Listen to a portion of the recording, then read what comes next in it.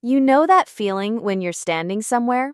A bus stop, a waiting room, a party, and there's someone next to you. Okay. And you want to say something. Just something small. Just to be friendly. Yes. But your brain says, what if they don't want to talk? What if I sound weird? What if there's an awkward silence? And so you say nothing. You look at your phone. Even though there's nothing on your phone, Very important things happening on that phone. nothing is happening on that phone. And the moment passes. And you think, why couldn't I just say something? I do this all the time. We all do. And today, we're going to fix that. Hello, everyone. Welcome to Speak Unstoppable, the podcast where we help you speak English naturally and confidently through real, everyday conversations. I'm John. And I'm Maria. So happy you're here with us today. This episode is for B1 to B2 learners, intermediate to upper intermediate level English. How are you feeling today, John? Honestly, a little social today. Ready to talk to strangers. Ha! Perfect timing then. Before we start, thank you. Really, thank you for choosing to learn English with us today. You could be doing anything right now, but you're here. And that already tells us something about you. Let's go. Okay, let me ask you something honest. When was the last time you talked to a complete stranger? A real conversation? Not just excuse me or thank you. A real conversation. Where you actually learned something about them. Or they made you laugh. Or you felt good after. On a train once, a few years ago, an old man sat next to me and started telling me about his garden. And? It was the best 40 minutes of that whole trip. I still think about that conversation sometimes. And you didn't plan it. You didn't prepare. It just happened. Because he started it. He just said, long journey, isn't it? And somehow we ended up talking about tomatoes for 40 minutes. Tomatoes. Beautiful tomatoes. He was very proud of those tomatoes. And that's the thing about talking to strangers. The conversations you don't plan, they're often the most memorable. But starting them? That part feels impossible for a lot of people. Yes, because we have this fear, this wall. And on the other side of that wall, there are interesting people, funny people, kind people. People with incredible tomato stories. Exactly. So today, we're going to help you climb that wall. We'll give you the phrases, the strategies, the confidence. And the English to do all of it naturally. Maybe this is you. You want to connect, but you don't know how to start. Today, that changes. Okay, let's start with the real question. Why is this so hard? Because our brains are designed to be careful around people we don't know. Designed? Like it's natural? Yes, thousands of years ago, a stranger could mean danger. So, our brain learned to be cautious. Cautious means careful, not rushing in. Exactly. And that old brain is still with us today, even when the stranger is just someone waiting for coffee. So our brain says, danger. And we freeze. We freeze. Or we look away. Or we suddenly find our phone very interesting. The phone trick. Classic. And for English learners, there's an extra layer. It's not just what if they don't want to talk, it's also what if my English isn't good enough? What if I make a mistake? Double pressure. Double pressure. And that double pressure makes the wall even higher. So what's the solution?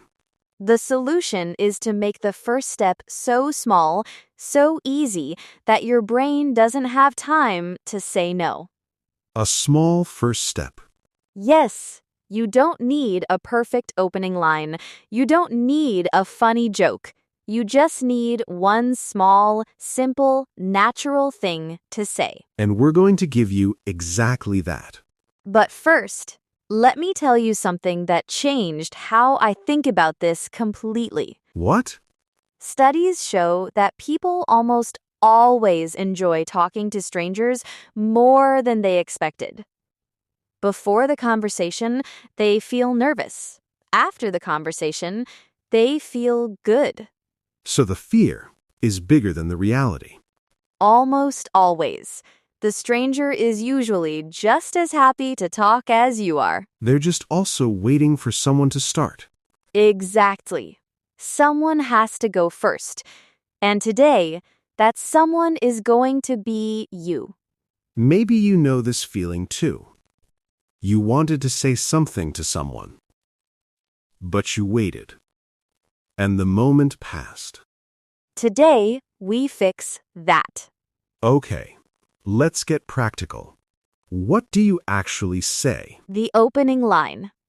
This is the hardest part for most people. And I want to make it simple. Please. The best opening lines have three things. They are short. They are relevant.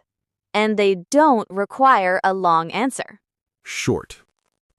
Relevant. Easy to answer. Yes. Let's go through the best ones. First category. Commenting on something you both see or experience. Yes. This is the easiest one. You're in the same place. You're having the same experience. Use that. Like if it's raining, you say, "What a day," right? Perfect. Or, I didn't expect this weather today. And the other person says, "I know. I forgot my umbrella." And suddenly, you're talking about nothing, about weather. But you're talking. And commenting on something shared, that phrase is important. It means you notice something you both see or experience. And you say it out loud. At a coffee shop. The line is really long today, isn't it? At the gym, this machine is always busy. At a bookshop. Oh, that's a great book. Have you read it before? Short. Natural. No pressure. Second category. Giving a genuine compliment. Genuine means real, from your heart, not fake. Like, "I love your bag. Where did you get it?" Or, your dog is so beautiful. What breed is it? People love talking about things they're proud of. Their dog, their style, their choices. And a genuine compliment. It immediately creates warmth. The other person feels good, and they associate that good feeling with you. Associate means to connect two things in your mind. So they connect you with a good feeling. And that's a wonderful start. Third category. Asking for a small opinion or recommendation. Yes, this one is brilliant because people love being asked for their opinion. It makes them feel valued. Valued means important, like their input matters. So you can say, "Excuse me, have you tried anything here? I can't decide what to order." Or, "Do you know if the museum is far from here?" Or, "Sorry to bother you, do you know a good coffee place nearby?" And even if they don't know, they usually say, "I'm not sure, but I think." And you're already in a conversation. Maybe you know this feeling too. You're somewhere new. You don't know anyone. And you wish someone would just talk to you. Be that person for someone else. It's easier than you think. Okay, so you started the conversation. The other person responded. Now what? Now the terrifying part. keeping it alive. Ha. Yes, this is where a lot of people panic because they said their one thing. And now, silence. And they think, I have nothing else to say. Abort mission. Don't abort. There are very simple ways to keep a conversation going. Tell us. Tool 1. Ask a follow-up question. A follow-up question is a question that comes from something the other person just said. So you listen. And then you ask about what they said. Exactly. They say, I just moved to this city. You say, oh, really? Where did you move from? They say, I'm waiting for my friend. You say, is this your first time at this place? You're not making up topics from nowhere. You're just asking more about what they gave you. Like pulling a thread. You find one thing, and you gently pull. I love that. Pulling the thread. Yes. Tool 2. Share something about yourself. A small thing. Yes. Conversations are not interviews. You don't just ask questions. You share too. So they say, I just moved here from London. You say, oh, I visited London once. I loved it. How long did you live there? You connected. You shared. You asked.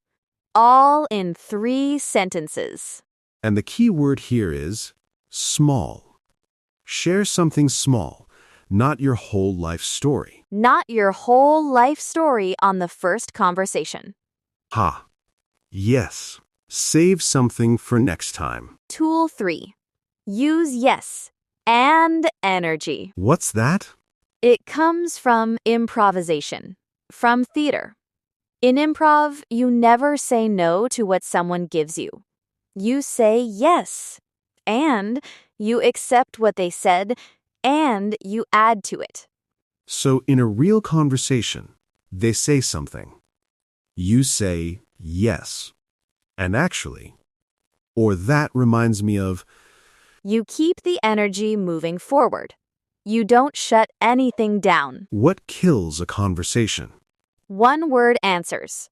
Yes, no, maybe, full stop. Those are conversation enders. Yes. So instead of, do you like this city? Yes. Try, do you like this city? I really do.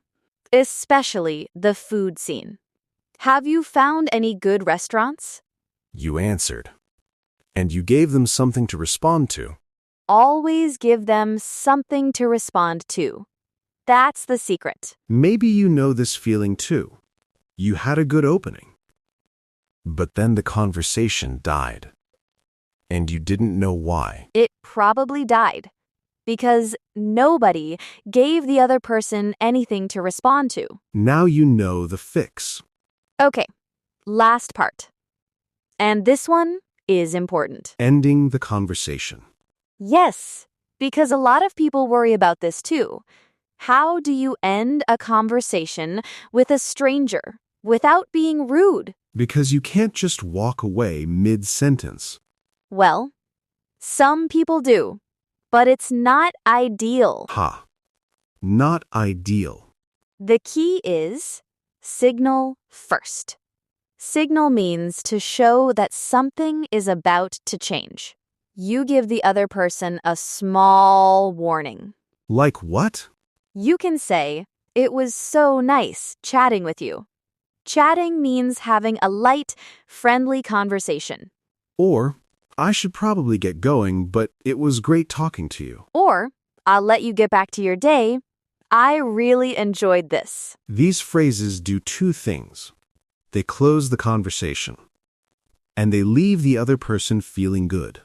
Yes, you're saying, this conversation had value. I appreciated it, and I'm choosing to end it warmly. And if you want to stay in touch, you can say, I'd love to continue this conversation sometime. Are you on Instagram? Or do you have a card? Simple. Not pushy, just an offer. And if they say no, That's completely fine. You had a good conversation. That's enough. And pushy means trying too hard, forcing something. Calm people, they offer. They don't push. Offer. Don't push. And one more thing. After the conversation ends, don't analyze it. Don't replay it. Don't think, did I say the right thing? Were they bored? The conversation happened. It was real. That's enough. Maybe you know this feeling too. You had a good conversation with a stranger, and then you spent an hour wondering if they liked you. They liked you. Go home. Have tea. Ha! Perfect advice. Can I share something that changed how I think about strangers? Please. Someone told me once, every person you meet knows something you don't, has experienced something you haven't, has a perspective you've never considered. Every single person. And most of those people you will never talk to. Because of a wall, a fear, a phone in your hand. And that's okay sometimes. You don't have to talk to everyone. But sometimes, just sometimes, the person next to you has a story worth hearing, has a laugh that will make your day, has information that changes something for you. And you'll never know. Unless you say something. One small sentence. Long wait, isn't it? That looks delicious. What is it? Is this seat taken? And I want to say something to our English learners specifically. Yes. You don't need perfect English to connect with someone. You need genuine interest. You need a smile. You need to be present. People feel when you're genuinely interested in them. That feeling, it travels beyond words. So even if your English isn't perfect, your warmth is. And warmth is what people remember. They won't remember if you said I was waiting or I have been waiting. They'll remember how you made them feel. And you can make someone feel seen, heard, valued, in any language. Remember this sentence. Every stranger is just a friend you haven't met yet. Say it again. Every stranger is just a friend you haven't met yet. Start treating them that way. Okay, everyone. Let's slow down now. Word tour time. Key words from today. Say them with us. Word 1. Cautious. This means being careful, not rushing in, thinking before acting. Example 1. She was cautious about talking to people she didn't know. Example 2. It's good to be cautious, but not so cautious that you miss good opportunities. Being cautious is natural. Being so cautious that you never connect with anyone, that's a loss. Word 2. Genuine. This means real. From the heart. Not fake or forced. Example 1. A genuine compliment always feels different from a fake one. Example 2. People can tell when your interest is genuine. And they respond to it. Genuine is the most important word in conversation. Fake interest closes people. Genuine interest opens them. Word 3. Associate. This means to connect two things in your mind. Example 1. She associated that song with a happy memory. Example 2. When you make someone laugh, they associate you with good feelings. Make people feel good. And they will always associate you with good feelings. Simple, but powerful. Word 4. Follow-up question. This means a question that comes from something the other person just said. Example 1. She asked a great follow-up question after he mentioned his travels. Example 2. Follow-up questions show that you were really listening. Follow-up questions are the secret weapon of great conversationalists. Listen, then ask more about what they said. Word 5. Signal. This means to show that something is about to change. A small warning or indication. Example 1. He signaled that he was leaving by saying, "It was great chatting with you." Example 2. Always signal before ending a conversation. It feels more natural. Signaling is kindness.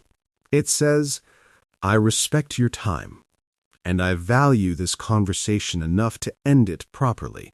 Word 6. Chatting. This means having a light, friendly, casual conversation. Example 1. We spent an hour just chatting about everything and nothing. Example 2. I love chatting with new people. You never know what you'll learn. Chatting is different from talking about something serious. It's light, easy, fun. And it's the perfect word for conversations with strangers. Word 7. Pushy.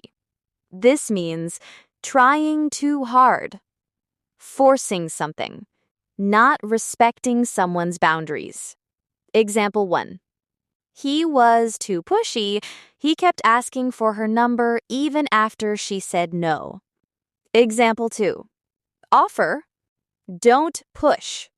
There's a big difference. Nobody likes pushy. Offer once. Accept the answer. Move on gracefully. Word 8. Valued. This means feeling important, like your input and presence matter. Example 1. She felt valued when he asked for her opinion. Example 2. Asking someone for their recommendation makes them feel valued. Make people feel valued. In every conversation, with every stranger. That is the foundation of human connection. Okay, one thing to practice today. Just one. Today, or this week, talk to one stranger. Just one. It doesn't have to be a long conversation. It doesn't have to be perfect English. Just say one thing. Use one of these opening lines. Long wait, isn't it? That looks really good. What is it? Excuse me, do you know a good coffee place nearby? Just one. To one person. And here is your sentence template for today. Practice this. That's interesting. How long have you been doing that? Say it now. Out loud. That's interesting. How long have you been doing that? Again. With a smile in your voice. That's interesting. How long have you been doing that? That one sentence, it shows interest. It keeps the conversation going. And it works in almost any situation. Practice it today. Use it this week. And see what happens. Okay, comment challenge time. This week's question. Tell us about one memorable conversation you had with a stranger. What happened? How did it start? Write it in the comments. In English. Even just 2 sentences. Because your story might inspire someone else to start a conversation they've been too afraid to start. We read every single comment. Everyone. And we always love your stories. If this episode helped you, please give it a like. It really helps more people find us. And subscribe to Speak Unstoppable if you haven't yet. New episodes every day, real conversations, real English, real life. Thank you for being here today. You showed up. You listened. And maybe, just maybe, you'll talk to one stranger this week. And maybe that conversation will be the best part of your day. Until next time, be brave enough to say hello. Bye, everyone. Bye.